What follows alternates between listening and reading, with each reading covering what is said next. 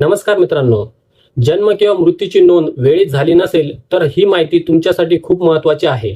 29 जुलै 2026 रोजी लोकसभेत registration of birth and death amendment bill 2026 सादर करण्यात आले आहे.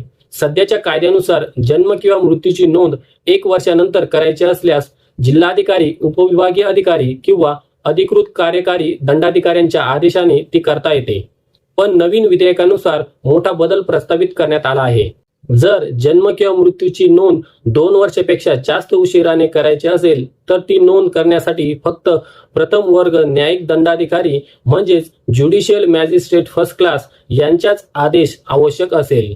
म्हणजेच 2 वर्षापेक्षा जास्त विलंब झाल्यास न्यायालयाची परवानगी घ्यावी लागेल. लक्षात ठेवा, हा बदल अद्याप विधेयक बिल आहे. तो संसदेत मंजूर होऊन कायदा लागू झाल्यानंतरच अंमलात येईल. अशाच महत्त्वाच्या कायदेशीर अपडेटसाठी चॅनलला सबस्क्राईब करा. धन्यवाद.